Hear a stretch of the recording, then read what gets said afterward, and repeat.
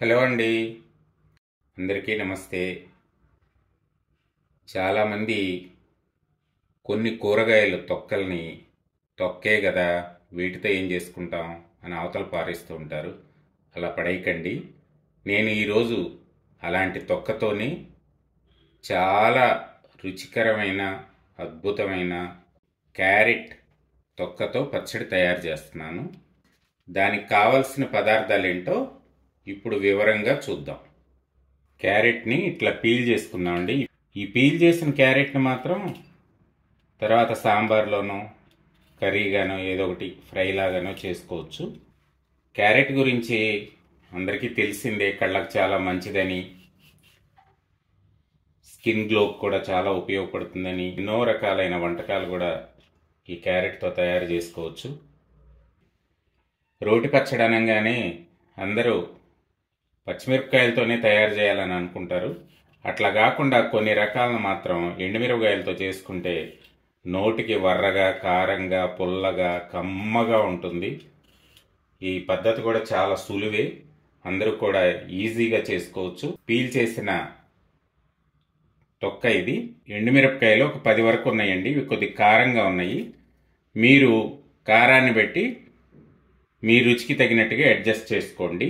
పచ్చిశనగపప్పు 1 table spoon, మినపగుళ్ళు ఇది కూడా 1 టేబుల్ స్పూన్, ధనియాలు 1 టేబుల్ స్పూన్, జీలకర్ర 1 టీ స్పూన్, మెంతులు 1/2 టీ స్పూన్, వెల్లుల్లిపాయి 1 తీసుకున్నాను.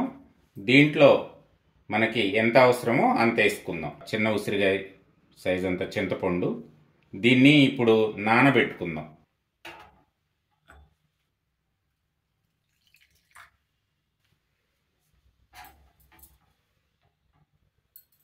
నూనె 3 టేబుల్ స్పూన్ల వరకు పడుతుంది. ఉప్పు రుచికి తగినంత. నేను కళ్ళుప్పు తీసుకున్నాను. మీకు ఇది అందుబాటులో లేకపోతే మామూలు నార్మల్ సాల్ట్ అయినా వేసుకోవచ్చు. ఇక 2 రెమ్మల కరివేపాకు, కొంచెం నూనె వేసుకుందాం. శనగపప్పు, టేబుల్ స్పూను మినపగుళ్ళు, టేబుల్ స్పూను ధనియాలు, 1 టీ స్పూను జీలకర్ర, 1/2 టీ స్పూను మెంతులు, ఎండుమిరపకాయలు. వీటిని బాగా సువాసన వచ్చేదాకా వేయించుకుందాం. మాడని మాకండి, మాడితే అసలు పచ్చడి పాడైపోతుంది. 1 రెమ్మ కరివేపాకు గోల్డెన్ బ్రౌన్ వచ్చే వరకు వేయిద్దాం. ఈ ప్రాసెస్ అంతా కూడానండి సన్నటి సెగ మీదే పెట్టుకోండి. అయిపోయినాయి, ఇది తీసేస్తున్నా. ఇవన్నీ రోట్లో వేస్తున్నాను.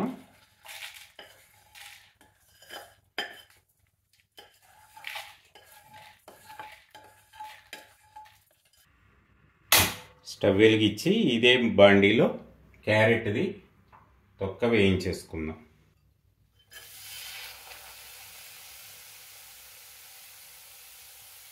కొంచెం నూనె వేసుకుందాం. మంట సిమ్లోనే పెట్టేస్తున్నాను. ఈ పచ్చివాసన పోయే వరకు వేయించుకుంటే సరిపోతుంది. ఇది స్టవ్ ఆఫ్ చేసేస్తున్నాను. నేను రోట్లో నూరుతున్నాను. ఈ రోలు అందుబాటులో లేని వాళ్ళు మిక్సీలో అయినా 1-2 తిప్పులు తిప్పేసుకోండి. మెత్తగా కాకుండా కొద్దిగా బరగ్గా పట్టుకుంటే పచ్చళ్ళు ఎప్పుడైనా రుచిగా ఉంటాయి నోటికి. ఎందుకంటే పంటి కింద అవి కొద్దిగా తగులుతూ ఉంటే వాటి రుచి అనేది మనకి బాగా తెలుస్తుంది.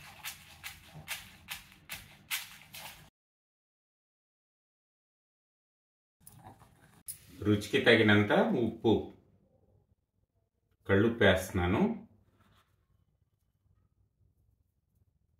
మీరు మీ రుచికి తగినట్టు చూసుకుని వేసుకోండి.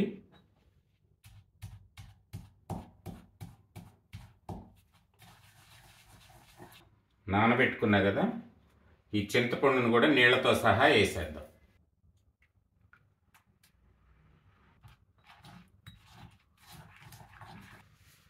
ఒక 6 గబ్బాల వరకు వెల్లుల్లిపాయలు, పచ్చియే పొట్టు కూడా తీయాల్సిన అవసరం లేదు వీటికి.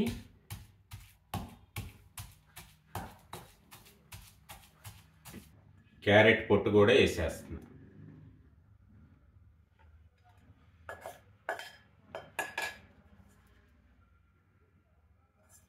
గట్టిగా ఉంటే కనుక పచ్చడి కొద్దిగా వేడి నీళ్ళు కలుపుకోండి.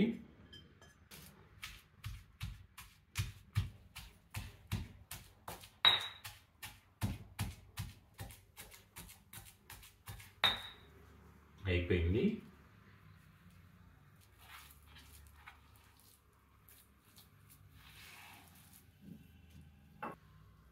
పచ్చడి కూడా వేరే గిన్నెలోకి తీసేసాను.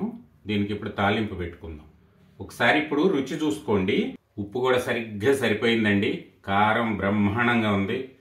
అసలు ధనియాల రుచి కానీ ఈ పప్పుల రుచి కానీ బ్రహ్మాండంగా ఉన్నాయి. భలే కమ్మగా ఉంది. ఇక వేడివేడి అన్నంలో నెయ్యేసుకు తింటే దీని రుచికి ఇంకేది సాటి రాదు. తొక్కే కదా అని పడేసేస్తే దీంట్లో ఇంత రుచికరమైన పచ్చడి వస్తుందా చెప్పండి. ఒకసారి ట్రై చేసి చూడండి, మీకే తెలుస్తుంది దీని రుచి ఏంటో. దీనికి ఇప్పుడు తాలింపు పెట్టుకుందాం. స్టవ్ వెలిగిస్తున్నాను.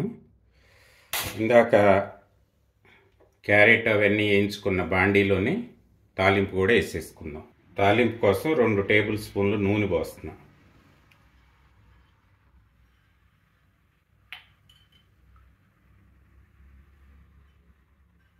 కొంచెం ఆవాలు,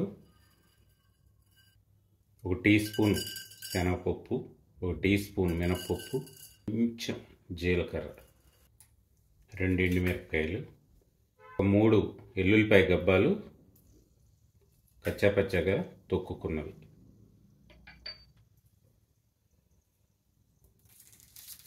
ఒక రెమ్మ కరివేపాకు, చిటికెడు పసుపు.